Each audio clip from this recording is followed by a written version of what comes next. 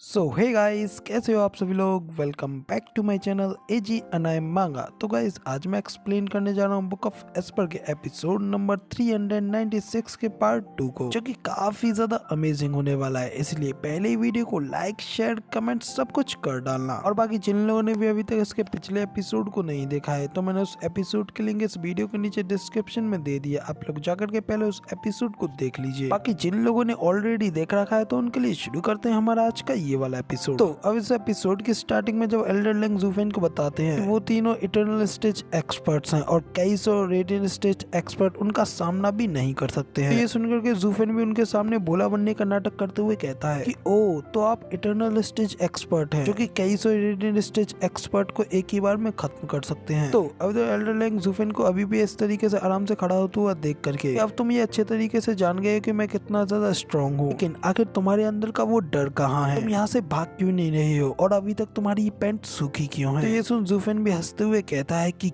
क्योंकि मैं यहाँ पर तुम लोगों को रोकने के लिए खड़ा हूँ। तो अब इधर ज़ूफेन की इस तरीके की बात सुनने के बाद वो तीनों के तीनों इटर्नल स्टेज एक्सपर्ट भी काफी ज्यादा हैरान हो गए होते हैं। तभी ज़ूफेन उन लोगों से कहता है कि जब एक radiant stage expert eternal state में चला जाता है, तो उसकी सोल एनलाइटमेंट को अचीव कर लेती है और इस दुनिया के सारे बंधनों से आजाद हो जाती है और उनके अंदर 7th ग्रेड से नीचे की किसी भी चीज को कुचल देने की असीम ताकत आ जाती है। और जैसे कि तुमने मेरी अरे फॉर्मेशंस को तोड़ा, मुझे तभी पता चल गया था कि तुम कितने ज्यादा पावरफुल हो, और तब से मैं तो यहाँ पे सिर्फ तुम्हारे सामने कुछ देर भोले बनने की एक्टिंग कर रहा था। मैं यहाँ पे नाटक कर रहा था ताकि तुम्हारे साथ कुछ देर खेल सकूं और तुम लोगों के सारे फोकस को अपनी ओर खींच सकूं, क्योंकि वरना तो अगर ऐसा नहीं होता तो मेरे वो ओल्ड फ्रेंड्स यहाँ से बच करके कैसे भाग पाते। सचमुच मेरा भी एक ऐसा अजीब भाग्य है, जो कि मैं तुम्हारे जैसे 3 मूर्खों के साथ 20 सवालों को खेलने के लिए इस तरीके से रुका रहा। अब जब उन तीनों लोगों को पता चलता है कि ज़ूफेन ने उनका पागल बना दिया है, तो भाई उन लोगों का मुंह भी एकदम बुरी तरीके से पोपट बन गया होता है, जो देख करके लियानर भी अपनी हंसी को बाहर निकलने से रोक नहीं पाती। वहाँ पे अपने मुंह पे हाथ रख के जोरों से हंसने लगती है। न सिर्फ लियानर बल्कि कमांडर ट्यूबा भी हंसते हुए कहते हैं, सचमुच ओल्ड डोगो ने अपने लिए एकदम राइट चॉइस चुनी है। बहादुर और एकदम चतुर, एकदम हॉनरेबल और नोबल। वो सचमुच डोगो आर्मी का एक नया मार्शल बनने के लिए सबसे ज्यादा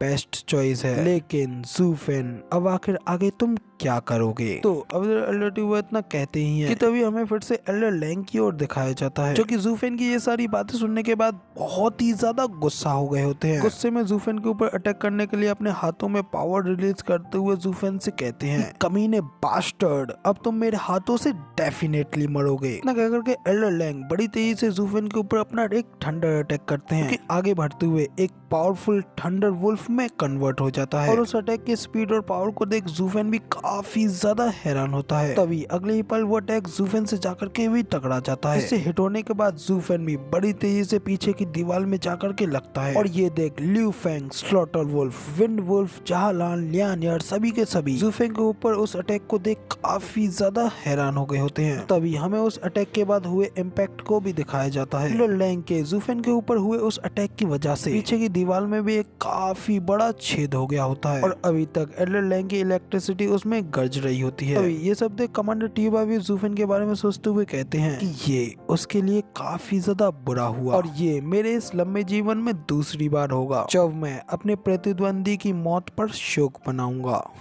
सचमुच हीरोज हमेशा जवानी में ही मरते हैं, और अब हमारी ये जीत भी मुझे कोई खुशी नहीं पहुंचा रही है। तो अब इधर अपने फादर की ये बात सुनने के बाद लियानर भी ज़ूफेन के लिए काफी ज्यादा इमोशनल हो जाती है। तो वो भी ज़ूफेन के साथ बिताए उन पलों को याद करने लगती है जब वो पहली बार ज़ूफेन से मिली थी। लियानर उन सभी पलों को सोचते हुए ज़ूफेन के लिए काफी ज्यादा दुखी हो रही होती है। इधर दूसरी ओर एल्डर लेंग अपने मुंह से थूकते हुए कहते हैं कि एक छोटी सी प्रोफाउंड हेवन स्टेज की चींटी हमारे साथ खेलने की कोशिश कर रही थी, तो वो आखिर में सिर्फ और सिर्फ मौत की ही तो तलाश कर रही थी, जो कि मैंने अब उसे दे दी है। तो इधर ये सुन एल्डर हु भी कहते हैं कि उसने सिर्फ केवल तुम्हारे साथ ही खेला, इससे हमारा कोई लेना देना नहीं है। अब इधर एल्डर हु इतना कह ही रहे होते हैं, ज़ूफेन के ऊपर जहाँ पे अटैक हुआ था वहाँ पे हलचल होने लगती है, जो देख एल्डर हु और एल्डर लेंग भी काफी ज्यादा हैरान हो गए होते हैं। लेकिन तभी अचानक से उस दीवार के छेद के अंदर से कोई चीज बड़ी तेजी से ऊपर की ओर उड़ करके जाती है। देख करके एल्डर लैंग भी काफी ज्यादा हैरान होते हुए कहते हैं कि क्या ऐसा कैसे हो सकता है, ये बच्चा अभी तक मेरे इस अटैक के बाद मरा क्यों नहीं। तो गाइस कोई हमारे इस एल्डर लैंग को बताए कि ये हमारी इस स्टोरी का MC है, इसे कौन मार सकता है भाई। तो अब इधर एल्डर लैंग के इतना कहने के साथ ही हमें हमारे ज़ूफेन को भी दिखाया जाता है, क्योंकि एल्डर लैंग के अटैक से थोड़ा घायल तो होता है, मगर उसने अपनी अशूरा ब्लू फ्लेम्स को एक्टिवेट कर लिया होता है, जिस वजह से उसने इस अटैक को आसानी से सर्वाइव कर लिया होता है। अब इधर हमारे ज़ूफेन को बिल्कुल जिंदा देख ज़हलान भी काफी ज्यादा हैरान होते हुए कहता है, हे भगवान आखिर ये एल्डर लैंग के अटैक से कैसे बच गया। इधर जबकि हमारे ज़ूफेन को जिंदा देख लियाना तो काफी ज्यादा खुश होती है। तभी हमें ज़ूफेन की ओर भी दिखाया जाता है, जो कि अपने मन में कहता है कि नसीब से मेरी सोल अशूरा ब्लू फ्लेम से प्रोटेक्टेड है, वरना तो मैं इस अटैक से अब तक कब का मारा गया होता। तो अब इधर दूसरी एल्डर लैंग भी ज़ूफेन को जिंदा देख कहते हैं कि फियरेंस टाइगर उसके बारे में जरूर ही कुछ न कुछ तो गड़बड़ है। मेरा पाम अटैक सीधा सीधा उसको हिट किया था, लेकिन फिर भी सिर्फ उसके ऊपर केवल एक छोटा सा ही घाव हुआ है, लेकिन इस सब का तो कोई मतलब ही नहीं बनता। तो अब इधर एल्डर लैंग की ये बात सुन एल्डर हु भी हंसते हुए कहते हैं कि मुझे लगता है उसके पास जरूर ही कोई ना कोई स्पिरिचुअल वेपन है या फिर कोई डिमोनिक ट्रेजर। तो अब इधर एल्डर हु के इतना कहने के साथ ही हमारा ये वाला एपिसोड यहाँ पे पूरी तरीके से कंप्लीट हो जाता है, और अब इसके आए के एपिसोड आपको अगले हफ्ते देखने को मिलेंगे। और आई थिंक मैं मंडे से एक नई सीरीज को भी स्टार्ट करने वाला हूँ, जिसका के नाम हेवनली एम्परर है, तो सपोर्ट दिखाना उस पे भी। फिलहाल वीडियो पसंद आई हो तो यार एक लाइक कर देना, साथ ही कमेंट करके जरूर बताना कि आपको हमारा ये वाला वीडियो का एक्सप्लेनेशन कैसा लगा। और ऐसी ही अमेजिंग वीडियोस को देखने के लिए चैनल को सब्सक्राइब करना बिल्कुल भी मत भूलना। इसके बाद मैं मिलता हूँ आप लोगों से किसी और नई वीडियो में, तब तक के लिए टाटा बाय बाय, फिर मिलते हैं।